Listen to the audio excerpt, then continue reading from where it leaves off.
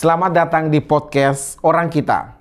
Kita berjumpa lagi dengan edisi khusus berbicara dengan narasumber langsung dari bumi Flobamora.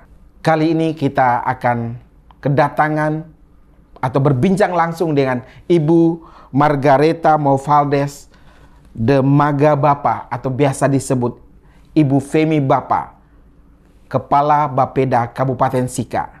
Kita akan membincangkan isu-isu pembangunan, perencanaan pembangunan di Kabupaten Sika. Tentu saja dari perspektif seorang birokrat yang juga adalah perempuan. Kita akan hadirkan perbincangan yang menarik meskipun melalui Zoom. Selamat malam Ibu Femi. Selamat malam Pak Nando.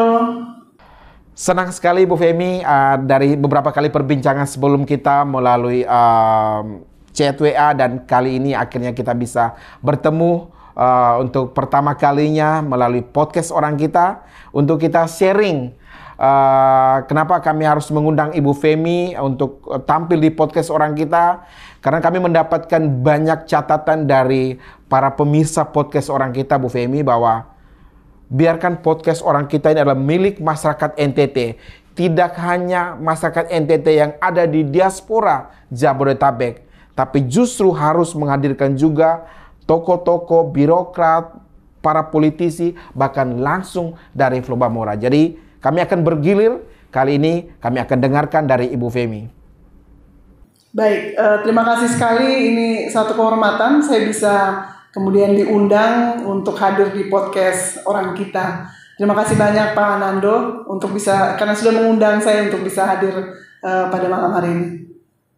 Jadi Ibu Femi, peran sebagai Kepala Bapeda Sika ini tentu saja peran yang menarik, apalagi Ibu seorang birokrat yang sudah belasan tahun menjadi aparatur sipil negara. Bagaimana Ibu Femi melihat Bapeda dan bagaimana proses merencanakan pembangunan di Kabupaten Sika? Baik, jadi sebagai seorang ASN yang kemudian saat ini bertugas di Bapeda, atau saat ini nomenklatur dari dinas kami, badan kami ini adalah Badan Perencanaan Pembangunan, Penelitian dan Pengembangan. Jadi Bapelitbang, Perencanaan, Penelitian dan Pengembangan Kabupaten Sika. Ada dua fungsi yang kami laksanakan, adalah perencanaan serta penelitian dan pengembangan. Jadi ini sangat erat kaitannya, karena penelitian pengembangan, kajian-kajian, riset dan inovasi itu kemudian akan mendukung pengambilan keputusan dari perencanaan yang sudah kita lakukan di Bapelitbang. Seperti yang kita ketahui, Bapelitbang kemudian menjadi dapur karena perencanaan pembangunan itu mulai dari Bapelitbang, sehingga kita tentunya dalam pelaksanaan tugas itu akan berangkat dari permasalahan atau isu-isu strategis maupun isu-isu aktual yang ada di Kabupaten Sika. Nah, ini yang tentunya kami harus mencermati dengan baik sebelum kemudian ini bisa kita lakukan itu, kita tuangkan itu ke dalam dokumen-dokumen perencanaan, baik jangka panjang, jangka menengah maupun dokumen perencanaan tahunan. Jadi itu sekilas kami akan menganalisa terkait dengan beberapa permasalahan isu. Kemudian kita akan lihat dengan kondisi kapasitas fiskal, kemudian kita akan rumuskan itu ke dalam berbagai program kegiatan yang nantinya itu akan dilaksanakan secara teknis oleh perangkat daerah yang lainnya dalam rangka untuk mendukung pelayanan kepada masyarakat. Begitu Pak Nando. Jadi perencanaan dan urusan pengembangan penelitian ya. Betul. Untuk dua urusan yang sekarang menjadi satu badan di bawah Ibu sebagai kepalanya. Betul. Baik, Bu Femi, kita berlanjut. Perencanaan pembangunan Kabupaten Sika. Bagaimana seorang Femi Bapa melihat Kabupaten Sika secara umum, kemudian dikemas, kemudian nanti dalam proses rencana, pembangunan, perencanaan dan lain-lain. Konteksnya seperti apa melihat Kabupaten Sika oleh seorang birokrat yang sudah belasan tahun menjadi ASN? Baik Pak Nando, jadi sebenarnya membangun Kabupaten Sika itu sudah tidak merupakan satu hal yang sulit begitu. Karena yang pertama, kalau mau dibilang Kabupaten Sika ini termasuk kabupaten tua ya. Jadi kondisi ketersediaan infrastruktur maupun sarana prasarana, aksesibilitas ini sebenarnya untuk saat ini itu ada, meskipun masih ada kondisi kekurangan begitu. Kemudian ada lagi kondisi di mana Kabupaten Sika ini memiliki banyak sekali potensi keberagaman begitu, baik potensi sumber daya alam, kemudian yang di dalamnya, kemudian ada juga sumber-sumber daya tarik pariwisata dengan beragam jenis pariwisatanya, kemudian ada juga keragaman geologi, ada keanekaragaman hayati, ada juga keragaman budaya. Nah, ini menjadi satu kekuatan penting sebenarnya untuk bagaimana kemudian saya dalam hal ini bersama teman-teman saya, bersama tim, kemudian juga didukung oleh stakeholder yang lain atas arahan dari pimpinan, itu kemudian dapat melakukan sebuah perencanaan dengan memanfaatkan potensi-potensi yang sudah ada di Kabupaten Sika. Begitu. Ini yang menjadi kekuatan sebenarnya kalau kita masuk ke analisis SWOT ya, ini kekuatan kami ada di situ. Jadi kekuatan kami ada potensinya, kami punya baik sumber daya alam, sumber daya manusia, kemudian ada juga infrastruktur yang memang masih dengan keterbatasan, tetapi tersedia berbagai macam infrastruktur itu, aksesibilitas udara, laut, darat, itu pun juga sangat mendukung kita di dalam proses untuk pelaksanaan pembangunan di Kabupaten Sika. Seperti itu Pak Nando. Jadi Kabupaten Sika ini cukup unik, besar, kemudian dalam konteks dia kabupaten yang cukup dari 1958 dia belum pernah mekar ya Bu Femi ya? Betul. Belum pernah mekar. Dan Ibu Femi bersyukur untuk itu, dia masih cukup besar, sehingga kemudian tata kelola pembangunan jauh lebih bagus, jauh lebih efektif, atau seperti apa? Dalam konteks untuk pendekatan pelayanan kepada masyarakat, mungkin memang sudah saatnya ya, kemarin juga sudah didorong untuk adanya pemekaran Kabupaten Sika begitu, kemudian ada Kabupaten Sika dan kota gitu, sehingga saya pikir ini karena Kabupaten Sika ini juga merupakan wilayah kabupaten kepulauan. Kami punya 17 pulau yang itu didiamin begitu. Jadi ada masyarakat yang berdiam di pulau-pulau itu, sehingga terkait dengan pendekatan pelayanan juga dengan kondisi kabupaten, kalau memang secara regulasi itu dimungkinkan untuk kemudian kota yang kemarin diwacanakan Kota Maumere untuk kemudian dimekarkan, saya pikir ini juga sangat membantu kemudian di dalam melaksanakan pembangunan secara lebih komprehensif di Kabupaten Sika. Seperti itu Pak Nandi. Jadi ada rencana, meskipun rencana itu sudah cukup lama kita dengarkan, rencana pembentukan Kota Maumere sebagai pemekaran dari Kabupaten Sika. Rencana-rencana tersebut hanya sekedar disampaikan atau ada upaya-upaya maksimal yang dilakukan oleh Pemda Sika sehingga kemudian berjuang ke Kementerian Dalam Negeri. Upaya-upaya seperti itu ada atau seperti apa Bu Femi? Terkait dengan perjuangan untuk Kota Maumere, saya pikir mungkin tidak di zamannya saya, sudah dilakukan oleh pendahulu saya, senior saya begitu. Kemudian di dalam 2-3 tahun terakhir itu kita masih menunggu. Jadi secara pemerintahan mungkin belum lagi kita untuk melakukan follow up ke pemerintah pusat, masih menunggu karena semua terkait persyaratan dan sebagainya itu sudah dilakukan atau diusulkan sebelumnya. Jadi sehingga ya mudah-mudahan saja kemudian ada regulasi ataupun ada kebijakan baru yang akhirnya juga bisa mengakomodir Kota Maumere ini.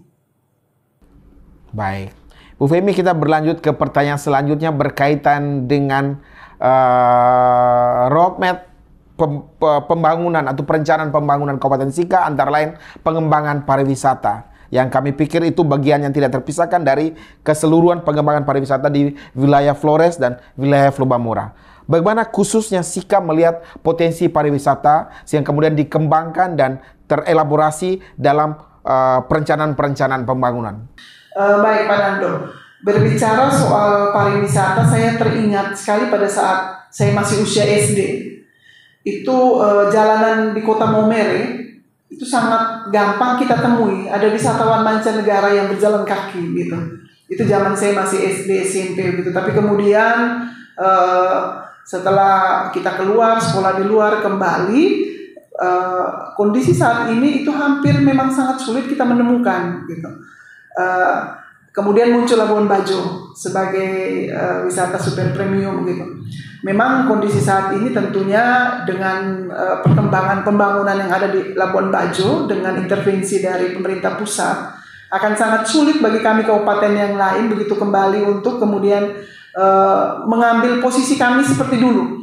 Karena Maumere dulu itu sangat terkenal untuk destinasi wisatanya, terumbu karangnya, itu bahkan juga menjadi salah satu tempat destinasi favorit tentunya, selain waktu itu masih ada Kelimutu dengan 7 keajaiban dunia gitu. Nah ini yang kemudian posisi saat ini itu harusnya kami dengan posisi sebagai penyangga Labuan Bajo. Jadi kabupaten-kabupaten untuk penyangga destinasi super premium Labuan Bajo gitu. Ini yang kemudian harus dimanfaatkan secara baik oleh pemerintah Kabupaten Sika untuk kemudian ini menjadi satu kekuatan di dalam kemudian kita menggeliatkan lagi pariwisata di Kabupaten Sika khususnya gitu. Karena kami sadari dari berbagai kajian, diskusi dan sebagainya, pariwisata ini akan menggerakkan semua sektor. Jadi ketika ada geliat pariwisata, sektor-sektor yang lain itu secara otomatis akan bergerak. Pertumbuhan ekonominya akan naik, kemudian dari sisi pendapatan per kapita masyarakat pasti akan naik, kemudian sektor lain yang berperan pariwisata, pertanian, perikanan dan sebagainya itu secara otomatis dia akan naik begitu. Nah ini yang kemudian kita mengharapkan karena ada sedikit ciri khas dari Kabupaten Sika begitu. Kabupaten Sika ini punya berbagai macam atau jenis destinasi wisatanya itu banyak. Ada alam, kemudian ada laut, begitu kan, rohani. Jadi Sika ini juga ada banyak wisata rohani. Kemudian ada gereja tua di Sika, kemudian ada beberapa lagi destinasi wisata dan juga budaya. Nah budaya ini juga cukup maju di Kabupaten Sika, cukup menonjol untuk wisata budayanya. Dan ini sangat beragam begitu. Jadi kalau mau datang ke Kabupaten Sika itu tidak hanya menikmati suasana di gunung, tapi kemudian dalam waktu bersamaan itu bisa di gunung dan turun ke laut begitu. Kemudian kita juga bisa menikmati berbagai macam peninggalan-peninggalan dari zaman Portugis maupun Belanda itu masih ada di Kabupaten Sika. Sehingga potensi yang sudah ada ini tinggal bagaimana kemudian itu kita rencanakan untuk kemudian kita menjadi salah satu program prioritas kita kembali dari sisi perencanaan. Seperti itu. Menarik Bu Femi. Bu Femi, kita lanjutkan. Kita tahu bahwa anggaran pembangunan baik APBN maupun APBD itu menggerakkan ekonomi, termasuk ekonomi di sebuah kabupaten kecil, Kabupaten Sika misalnya. Kalau boleh tahu, berapa besaran pengelolaan APBD Sika dan PAD terbesarnya dari sektor apa nih, Bu Femi? Baik, kami APBD kami itu ada di angka 1 triliun, tapi PAD kami itu hanya berkisar 100 miliar. Jadi sebagian besar itu berasal dari dana transfer pusat, kemudian ada dana bagi hasil gitu. Kemudian sektor terbesar itu adalah dari pajak, jadi PBB. Sehingga kalau kita lihat dari struktur pendapatan ini memang belum terlalu maksimal sebenarnya. Potensi pendapatan ada, harusnya kita masih bisa maksimalkan potensi-potensi itu. Cuma memang kondisi saat ini belum terlalu banyak orang yang datang ke Kabupaten Sika. Jadi pemikiran sederhananya, kalau kita bisa mendatangkan orang sebanyak-banyaknya, salah satunya dengan cara kita kemudian mempromosikan destinasi wisata. Karena sekarang kalau misalnya wisatawan mancanegara maupun Nusantara itu saya pikir sudah pada satu tren bahwa mereka itu pasti akan berwisata. meskipun hanya antar kabupaten begitu. Kalau kita lihat sekarang, saya ambil contoh paling dekat Ngada dengan Wolobobonya, setiap liburan itu pasti akan menemukan banyak orang Momere, orang Ende yang ke sana begitu. Nah sekarang bagaimana caranya kemudian kita menarik kembali nih dari masyarakat dari kabupaten-kabupaten lain, kemudian dari luar provinsi, dari mancanegara untuk sebanyak-banyaknya datang ke Kabupaten Sika. Karena kalau semakin banyak orang yang masuk ke Kabupaten Sika, maka uang pun akan masuk ke Kabupaten Sika. Begitu, perputaran uangnya juga akan bagus di sini.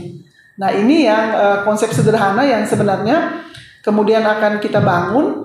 Kemudian kita akan menentukan lokus-lokus atau kegiatan-kegiatan prioritas apa yang bisa menarik ini orang untuk datang ke Kabupaten Sika sebanyak-banyaknya. Salah satunya adalah dari sisi pengembangan pariwisata. Seperti itu, Pak Nando. Tadi Ibu Femi sampaikan salah satu wisata yang bisa dijual dari Sika adalah wisata rohani. Betul. Artinya ada gereja tua atau bahkan tempat kunjungan Bapak Paus Yohanes Paulus kedua yang di Rita Piret misalnya. Itu juga hal-hal yang bisa dipromosikan ke masyarakat dunia, termasuk orang Katolik yang ada di Indonesia, bahkan orang Katolik yang ada di sejagat. Apa upaya-upaya yang berkoordinasi, mengkonsolidasikan dengan Keuskupan Maumere misalnya untuk mengembangkan wisata rohani tadi, Ibu Femi? Iya, jadi saat ini memang di bulan Oktober ini di Sanktuarium Visum Fatima Lela, jadi itu menjadi siarah untuk Kabupaten Sika. Jadi koordinasi itu seperti itu yang dilakukan. Jadi ada momen hari-hari besar tertentu yang kemudian semua masyarakat itu diarahkan untuk selain beribadah, tetapi juga kemudian itu akan menjadi siara rohani yang sampai dengan saat ini juga masih banyak sekali wisatawan atau pesiara-pesiara rohani yang juga datang ke beberapa destinasi wisata itu, begitu. Sehingga memang kita mencoba untuk kemudian tidak bisa Kabupaten Sika berdiri sendiri. Jadi di dalam konsep pengembangan pariwisata ini, khusus wisata rohani, itu momen yang memang kita harus ambil itu adalah ketika ada Semana Santa di Flores Timur, kemudian itu akan bisa kita kemudian agendakan dengan beberapa destinasi wisata rohani yang ada di Kabupaten Sika, sehingga ini ada kaitan dengan lama kunjungan wisata, begitu. Kalau sekarang ini posisinya kita masih dengan 1,85 hari, artinya wisatawan datang ke Kabupaten Sika itu tidak sampai 2 hari ada di Kabupaten Sika. Tidak sampai 2 hari. Nah ini bagaimana caranya dengan waktu lama tinggalnya 1,85 hari, itu kita bisa naikkan menjadi 3 hari atau 4 hari, begitu. Karena semakin lama wisatawan itu tinggal di Kabupaten Sika, otomatis kan begitu banyak hal yang kemudian bisa dilakukan. Ada beberapa sektor lain yang akan dibelanjakan, kemudian ada banyak hal yang bisa kita dapatkan kalau lama tinggalnya semakin panjang, begitu. Nah ini juga tidak bisa Kabupaten Sika kemudian berdiri sendiri. Ini kita kemudian harus bergandengan tangan juga dengan kabupaten-kabupaten lain yang memiliki destinasi wisata. Bagaimana kemudian kita juga secara rutin melakukan event-event. Nah, event-event ini juga menjadi sangat penting, begitu. Sama seperti tadi saya contohkan sekarang bulan Rosario di Visum Fatima Lela itu tanggal 13 Oktober itu sudah ditetapkan sebagai hari siarah se-Kabupaten Sika. Jadi tanggal 13 Oktober. Iya, jadi hari siarah se-Kabupaten Sika. Tetapi biasanya tidak hanya dari Kabupaten Sika. Itu juga banyak juga pesiara-pesiara lain yang kemudian datang untuk mengikuti momen ibadah bersama untuk bulan Rosario. Jadi memang koordinasi kemudian selama ini dengan pihak keuskupan, saya pikir dari pemerintah Kabupaten Sika juga kita mendukung semua kegiatan-kegiatan atau agenda-agenda rohani yang sudah ditetapkan seperti itu. Baik, Bu Femi. Bu Femi, salah satu kelebihan dari Kabupaten Sika sepemahaman saya adalah keberadaan sebuah kampus keren bernama STF Caledalero yang sekarang bernama IFTK Ledalero. Bagaimana pemerintah Kabupaten Sika melihat yang dimiliki Ledalero, Rita Piret ini kemudian disinergikan dengan konteks pembangunan Sika sehingga bisa mendapatkan banyak hal yang berguna bagi Kabupaten Sika, sehingga Ledalero, Rita Piret tidak hanya dilihat dalam konteks keuskupan, dalam konteks agama, tapi hal penting yang dimiliki oleh Kabupaten Sika. Bagaimana pemerintah Kabupaten Sika melihat keberadaan Ledalero dan Rita Piret ini? Baik, Pak Nando, ini sebenarnya tadi sudah pernah saya sampaikan juga soal ada 2 kewenangan yang kami laksanakan di Bapelitbang ini. Ada satu kewenangan itu penelitian dan pengembangan gitu. Nah, ini kita sudah mulai kemudian melakukan berbagai kemitraan dengan perguruan tinggi. Jadi memang kita harapkan perguruan tinggi, salah satunya IFTK, Ledalero, kemudian di sini juga ada Unipa, Maumere, kemudian ada juga Muhammadiyah. Nah, ini kita harapkan menjadi kekuatan atau kemudian melalui berbagai macam kajian-kajian strategis, melalui berbagai macam penelitian-penelitian yang kemudian ini bisa didorong untuk pengambilan keputusan atau kebijakan oleh pemerintah Kabupaten Sika. Nah, kami sudah mulai berproses memang di dalam kegiatan-kegiatan kami untuk berbagai macam penyusunan dokumen. Kita secara bertahap ini. Nanti terhadap semua perguruan tinggi yang ada ini kemudian akan kita gandeng bersama. Kemudian kita akan libatkan itu untuk bersama-sama kita melakukan berbagai macam kajian-kajian strategis. Kemudian juga kita membahas berbagai macam isu-isu aktual yang ada di Kabupaten Sika dan bagaimana pandangan dari sisi akademisi ini untuk bisa menyelesaikan persoalan-persoalan ini. Di dalam beberapa kesempatan diskusi FGD yang kami lakukan ketika ada suatu persoalan itu kami juga melibatkan perguruan tinggi. Jadi perguruan tinggi juga hadir kemudian untuk memberikan kontribusi pemikiran begitu. Nah, ini ke depan beberapa perguruan tinggi sudah kami kemudian lakukan ikatan perjanjian kerjasama dengan Pemkab Sika, dan ini mudah-mudahan terhadap semua perguruan tinggi yang ada di Kabupaten Sika ini kita harapkan itu bisa memberikan kontribusi positif dari sisi akademisi bagi semua pengambilan keputusan atau kebijakan dari pemerintah Kabupaten Sika. Seperti itu. Betul sekali Ibu Femi, kami tahu bahwa perjalanan karir Ibu Femi yang Ibu lulus dari Atmajaya Yogyakarta, kemudian Ibu mengembangkan pendidikan lagi di S2 Universitas Gadjah Mada Yogyakarta dengan rangkaian karir dari staf biasa eselon 4, rangkaian eselon 3, dan sekarang posisi strategis Kepala Badan Perencanaan Pembangunan dan Penelitian Pengembangan Kabupaten Sika. Ini tentu saja yang tidak bisa dipisahkan dari perjalanan seorang yang memahami betapa pendidikan itu penting. Apakah tercermin dalam rangkaian perencanaan pembangunan unsur-unsur betapa pentingnya pendidikan untuk Kabupaten Sika? Ini isu yang kita angkat selalu menjadi isu prioritas itu adalah isu terkait pembangunan manusia. Jadi terkait pembangunan manusia yang di dalamnya ada beberapa indikator terkait indeks pendidikan. Nah, ini tetap menjadi isu prioritas di Kabupaten Sika, begitu.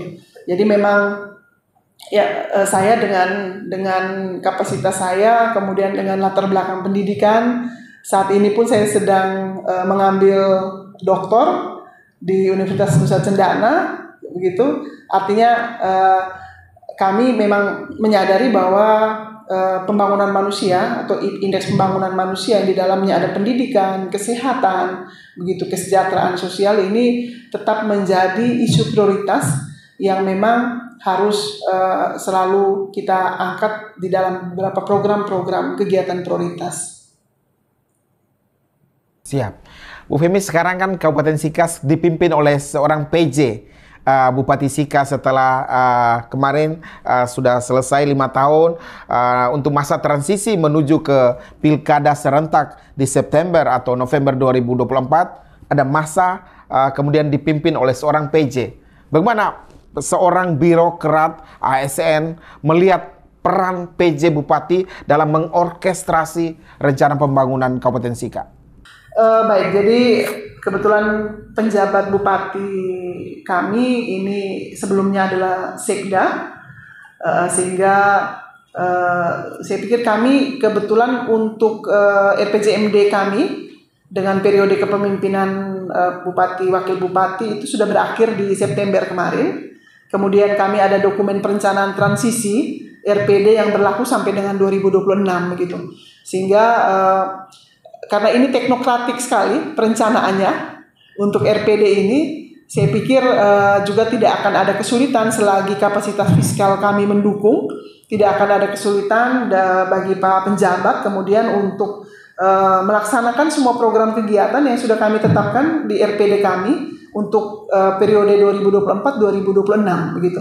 Kebetulan karena beliau juga sebagai seorang sekda dan juga selama ini dan mantan kepala Bapelitbang juga, sehingga memang di dalam melaksanakan tugas sebagai penjabat bupati tentunya secara birokrasi beliau sudah sangat paham dan pastinya bisa kemudian melaksanakan semua kegiatan selama masa kepemimpinan beliau sebagai penjabat bupati.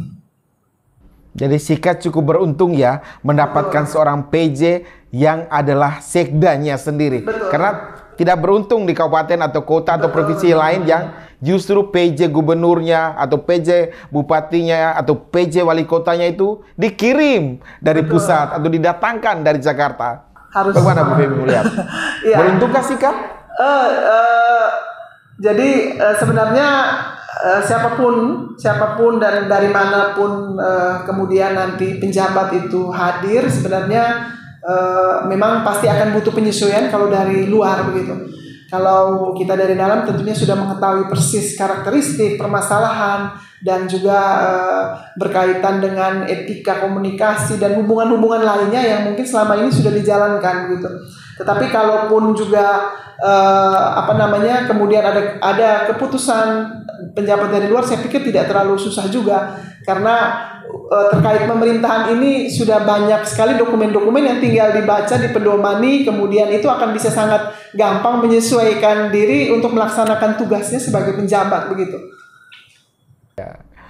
Bu Femi, ini kami 2 minggu yang lalu melihat ada festival di Maumere yang kemudian Ibu juga menghadirkan sejumlah musisi-musisi Flobamora, antara lain Silet Open Up, Kakak Andi, dan bagi kami yang dari Jakarta itu kami melihat menarik ini. Seorang birokrat menyertakan atau mengikutsertakan musisi-musisi dalam upaya memperkenalkan budaya, mengorkestrasi budaya tadi sehingga menjadi tontonan yang menarik sehingga orang makin mengenal Kabupaten Sika dan roda pembangunannya.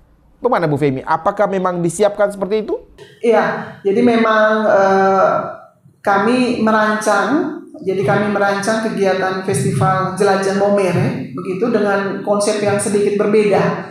Jadi Jelajah Maumere ini tidak dilaksanakan di satu tempat, tetapi kemudian ada 2-3 destinasi wisata yang menjadi lokus pelaksanaan kegiatan. Jadi kemarin itu ada 3 lokasi yang kami pakai di tengah kota Maumere itu sebagai lokasi sentralnya. Kemudian ada wisata Egon, wisata alam Egon yang sekarang kami lagi berproses untuk kemudian situs warisan geologinya untuk bisa kami usulkan sebagai geopark.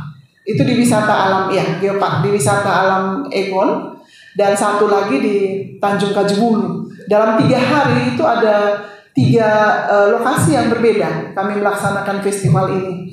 Dan di situ memang kita melibatkan berbagai atraksi budaya, kemudian ada UMKM terlibat. Kemudian memang kalau kita lihat Maumere ini juga banyak sekali musisi-musisi lokal yang akhirnya kami juga kemudian harus menghadirkan juga musisi. Jadi memang untuk pembangunan pariwisata ini tidak bisa berdiri sendiri begitu. Kita juga harus sama-sama saling mendukung berbagai potensi yang ada di kabupaten lain, sehingga ketika teman-teman menyampaikan ini kita ada musisi lain ini yang kemudian bisa kita kasih kesempatan di Festival Jelajah Maumere kali ini. Karena Festival Jelajah Maumere ini kita akan rutin selenggarakan setiap tahunnya. Jadi setiap tahunnya dengan destinasi wisata yang berpindah-pindah atau berbeda-beda. untuk kita bisa publikasikan juga destinasi wisata itu. Nah, kemudian kita bisa mendatangkan itu. Kalau kita lihat sebelum Festival Jelajah Maumere, kita di Maumere ini sudah 3 kali ada Maumere Jazz Festa. Ini juga daya tariknya luar biasa sekali. Sehingga event-event seperti ini yang akan kita coba untuk lihatkan kembali di Kabupaten Sika gitu. Jadi event-event yang kemudian bisa mengundang banyak wisatawan baik mancanegara maupun wisatawan Nusantara untuk bisa hadir ke Kabupaten Sika. Seperti itu. Karena bagaimanapun Bu Femi, Maumere itu sangat terkenal setelah lagunya Nyong Franco itu mendunia. Betul. Maumere da Gale Kota Ende itu benar-benar lagu yang hampir seluruh lapisan masyarakat mengenal dan memainkan, berjoget ria dengan lagu tersebut. Bagaimana Pemda Sika melihat fenomena betapa disukainya lagu Maumere ini? Dikapitalisasikah atau begitu-begitu saja? Kalau terkait saya juga termasuk ini ya, ketika kita mengikuti kegiatan dimanapun itu, memperkenalkan diri. Jadi tidak memperkenalkan dari Kabupaten Sika, cukup memperkenalkan diri dari Maumere saja, terus mereka langsung bernyanyi. Dan itu sudah sering sekali kita mendapat itu. Jadi ada kebanggaan tersendiri loh ini. Mereka tidak tahu posisi Maumere itu ada di mana begitu. Bahkan mungkin ada yang tidak tahu Maumere itu ada di provinsi mana begitu. Tapi mereka begitu asiknya kemudian menyanyikan lagu Maumere ini begitu. Jadi ini merupakan satu penghargaan yang luar biasa sebenarnya. Kita juga berterima kasih Nyong Franco sudah kemudian mempublikasikan ini menjadi suatu hal yang akhirnya sangat ini sekarang sangat terkenal sekali gitu. Sehingga memang dalam kegiatan-kegiatan sebagai pelaku pariwisata juga untuk Maumere ini, untuk lagu Maumere ini memang juga tetap ini menjadi salah satu ikon atau keunggulan kita untuk kemudian mempromosikan geliat pariwisata yang ada di Kabupaten Sika dari sisi budaya seperti itu. Bu Femi, kepada Nyong Franco ini, apakah sudah pernah diberikan apresiasi, penghargaan secara khusus yang layak untuk dianugerahkan ketika lagunya benar-benar dipakai, digunakan oleh sejagat raya? Bahkan orang di Amerika sana menyanyikan di TikTok. Menurut kami podcast Orang Kita, Nyong Franco mendapatkan layaklah apresiasi khusus dari pemerintah Kabupaten Sika. Bagaimana Ibu Femi? Iya, baik, mungkin apresiasi secara langsung saya pikir di dalam beberapa kesempatan itu Nyong Franco ini kemudian juga sering sekali dilibatkan untuk kegiatan-kegiatan, artinya beliau ini sudah juga dianggap sebagai seorang pakar lah. Begitu, sehingga ada beberapa kegiatan pemerintah yang kemudian kita minta untuk kehadiran beliau di situ. Begitu, ada beberapa kegiatan terkait dengan kesenian. Saya pikir apresiasi yang paling tinggi dari pemerintah itu adalah pemerintah kemudian menyampaikan. Jadi kalau soal penghargaan yang secara itu saya tidak terlalu mengikuti, tapi saya yakin itu juga diberikan gitu. Tetapi artinya kebanggaan dengan terkenalnya lagu Maumere ini itu menjadi salah satu apresiasi yang paling tinggi yang juga kita berikan kepada Nyong Franco. Jadi kita tetap kemudian ada beberapa kegiatan ini juga tetap melibatkan Nyong Franco di situ. Ya, betul sekali Bu Femi, karena memang jujur ya, di setiap sudut pojok Jakarta, Jabodetabek, di Sabtu atau Minggu ketika orang senam pagi di hari Sabtu dan Minggu itu menggunakan lagu Maumere da Gale Kota Ende. Kita dengar itu bangga, senang, tapi apakah kebanggaan dan kita senang itu tercermin tidak? Karena setidaknya kalau kita mau paham, seorang Nyong Franco itu harus kaya banget dengan betapa lagu ini diminati oleh orang sejagat raya. Kalau dia hidup susah, pas-pasan, wah, ini kita menjadi sangat, tentu saja kita berharap yang lebih dari itu, Bu Femi. Kami berharap Pemkab Sika melihat hal ini menjadi hal yang harus diperhatikan, Bu. Baik. Ya, artinya tetap kami memberikan apresiasi dan tadi terhadap masukan-masukan. Saya pikir ini juga akan menjadi bagian perhatian dari pemerintah Kabupaten Sika seperti itu. Bu Femi, kita berlanjut. Bu Femi, ini kita ngomongin kita ASN, Bu Femi ya. Saya juga anggota Korpri Nasional, saya divisi bidang humas untuk Dewan Pengurus Korpri Nasional. Salah satu isu-isu yang dibincangkan di Korpri itu antara lain betapa hubungan antara ASN di pemerintah daerah dengan pejabat atau pimpinan bupati, wali kota, gubernur yang cenderung angat-angatan. Kadang-kadang di daerah pas pemilihan bupati, pemilihan gubernur, kadang-kadang ada persoalan-persoalan. Kalau kamu tidak dukung saya, kamu jangan harap jadi pejabat. Hal itu terjadi di Maumere, di Sika? Sejauh ini saya pikir kalau dinamika artinya kami sebagai ASN ini kan tentunya di dalam proses untuk penjenjangan karir ini pun juga ya Pak Nando juga sudah tahu begitu, kita dengan berbagai macam regulasi yang ada, artinya itu pasti sudah melalui beberapa tahapan begitu. Soal suka atau tidak suka, kemudian ada pandangan-pandangan terkait dengan tadi bahwa secara politik kemudian nanti ada yang kemudian akan mendapat porsi, kemudian ada yang tidak, seperti itu. Saya pikir itu dinamika yang pasti terjadi di semua daerah begitu. Tetapi sejauh ini saya yakin teman-teman yang kemudian juga mempunyai kewenangan untuk itu mempunyai satu dasar aturan untuk melakukan berbagai misalnya soal promosi, mutasi maupun nanti perpindahan untuk ASN begitu Pak Nando. Siap. Ibu Femi, satu atau dua lagi, dikit lagi Ibu, berkaitan dengan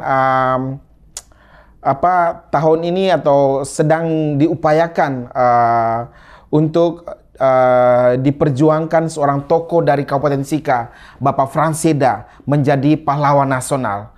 Ada timnya cukup bekerja keras. Selama ini ada seminar di Unipa, di Ledalero, di Undana, di Atmajaya, Jakarta, untuk mendukung proses menjadikan Bapak Franseda menjadi pahlawan nasional. Apa-apa langkah-langkah yang dilakukan oleh Pemkab Sika terkait ini?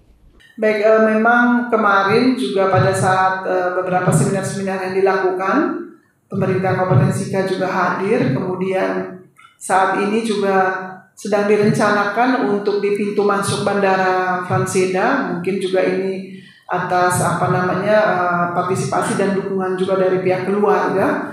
Itu kemudian akan ada satu monumen atau patung Bapak Franseda begitu. Kemudian ini juga harus menjadi salah satu dukungan positif terkait dengan perjuangan yang sedang kita lakukan bersama untuk perjuangan untuk Bapak Franseda ini menjadi pahlawan nasional seperti itu. Siap. Satu atau dua pertanyaan lagi, Bu Femi. Kita ini ASN pada satu titik kemudian ada godaan-godaan untuk kita dilirik masuk ke gelanggang politik. Kami melihat perjalanan karir seorang Femi Bapak ini cukup moncer di Kabupaten Sika.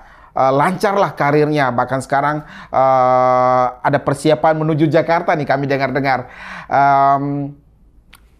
Ada rencana di masa depan 2024 atau 2029 tinggalkan sejenak ASN melangkah ke gelanggang politik, Bu Femi? Karena kami lihat Ibu adalah berada dari kalangan keluarga yang cukup melek politik. Baik, kalau pertanyaan ini ditanyakan kepada saya beberapa tahun lalu saat aturan cuti ASN itu masih berlaku, saya menyatakan bahwa saya siap begitu. Tetapi ketika saat ini kami kemudian kemudian dihadapkan dengan aturan harus mempertimbangkan dengan baik begitu untuk mengambil keputusan, karena pilihannya cuma mengundurkan diri dari ASN begitu, tidak bisa cuti. Kalau pertanyaannya di beberapa tahun lalu ya saya pasti menyatakan siap lah. Artinya dengan segala keterbatasan mungkin saya juga ingin berbuat sesuatu yang lebih dengan posisi yang mungkin lebih mudah untuk mengambil keputusan untuk masyarakat begitu. Tapi dengan kondisi saat ini mungkin saya belum bisa menjawabnya untuk saat ini begitu. Saya juga harus mempunyai banyak pertimbangan karena mempertimbangkan masa kerja yang masih panjang. Jadi betul-betul harus mempertimbangkan banyak hal untuk kemudian mengambil keputusan untuk bisa terjun ke dunia politik begitu. Tetapi dengan kiprah saya saat ini di birokrasi, saya kemudian juga memang sudah berkomitmen untuk mempersiapkan atau mempersembahkan semua kemampuan mendukung pemerintahan yang ada untuk kemudian bisa melayani masyarakat, kemudian nanti masyarakat Kabupaten Sika bisa hidup lebih sejahtera lagi. Seperti itu Pak Nando. Iya. Jadi karena memang secara ASN Ibu masih 13 atau 14 tahun lagi, iya, menuju 60 tahun betul. Ya. Jadi perlu dipertimbangkan dengan baik. Harus siap mental dulu untuk bisa mengambil keputusan. Pertanyaan terakhir Bu Femi. Digadang-gadang akan ada Provinsi Flores dan salah satu calon kuat ibu kota Provinsi Flores adalah Maumere. Sebagai pejabat birokrat Maumere, setuju Maumere jadi ibu kota Provinsi Flores pada waktunya nanti? Sangat setuju. Jadi ya kami kalau ditanyakan itu saya pikir sangat setuju sekali dan kami merasa bahwa Maumere pantas untuk menjadi ibu kota Provinsi Flores. Maumere pantas ya, dan siap melakukan upaya-upaya misalnya memekarkan Kabupaten Sika menjadi dua dengan kota Maumere supaya lebih kuat siap menjadi ibu kota Provinsi Flores. Betul, tentu upaya-upaya itu yang sudah dilakukan sebelum-sebelumnya. Jadi saya bisa menjawab bahwa kami pantas untuk menjadi ibu kota Provinsi Flores. Siap. Satu lagi nih Ibu, terkait dengan Ibu adalah ASN birokrat, tapi Ibu adalah perempuan. Bagaimana Ibu membagi waktu Bu antara peran Ibu di rumah dengan jabatan-jabatan Ibu yang cukup lumayan harus menyita perhatian, menyita waktu. Gimana Bu Femi? Memang tidak saya sadar betul bahwa sebagai wanita karir, tapi kodrat saya sebagai perempuan, sebagai seorang ibu dari anak saya itu memang tidak bisa ditinggalkan gitu.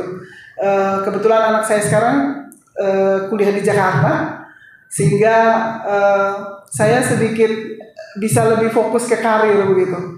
Ketika kemarin memang harus membagi diri, jadi artinya tetap sebagai seorang ibu begitu, kewajiban-kewajiban yang harus saya lakukan, membagi waktu, kemudian antara kantor, kemudian saya juga terlibat di beberapa organisasi, kemudian di rumah itu selalu diatur dengan baik. Jadi Sabtu Minggu itu wajib saya meskipun ada juga kegiatan, tetap harus ada waktu bersama dengan keluarga begitu. Sekarang sudah bisa pulang lebih malam karena anak saya satu itu sekarang lagi bersekolah di Jakarta, sehingga tidak ada komplain-komplain kalau mamanya tidak pulang lebih cepat ke rumah begitu. Begitu Pak Nanda. Siap Bu Femi, obrolan yang menarik Bu Femi. Kami selalu mendoakan Ibu sukses menjadi ASN, menjadi birokrat, juga sukses untuk program doktoralnya di Universitas Nusa Cendana. Semoga selesai pada waktunya dengan hasil baik, dan sukses juga untuk karir ke depan Bu. Kami membayangkan Ibu akan jadi Sekda Sika dan pada waktunya akan menjadi Bupati Sika pada waktunya nanti. Amin. Amin. Terima kasih Pak Nando. Sukses juga untuk podcast Orang Kitanya ini, luar biasa sekali. Saya kemudian juga melihat beberapa episode di podcast Orang Kita. Kemudian teman-teman saya di kantor juga tadi kebetulan ada yang begitu lihat, wah ini ada podcast-podcast yang sering muncul di TikTok begitu. Ternyata luar biasa sekali, banyak hal-hal positif yang bisa kami dapatkan dari podcast ini begitu. Terima kasih banyak Pak Nando. Terima kasih banyak Bu Femi. Kami akhiri podcast Orang Kita dengan Ibu Femi Bapa, Kepala Badan Perencanaan Pembangunan, Penelitian dan Pengembangan Pemerintah Kabupaten Sika. Salam manis dari kawasan Monas, Jakarta untuk Flobamora tercinta. Terima kasih.